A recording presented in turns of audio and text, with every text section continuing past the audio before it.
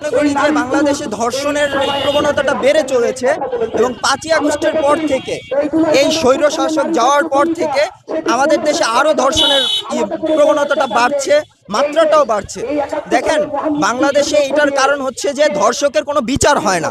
100 জন ধর্ষকের মধ্যে মাত্র তিন জনের বিচার হয় আমরা দেখেছি।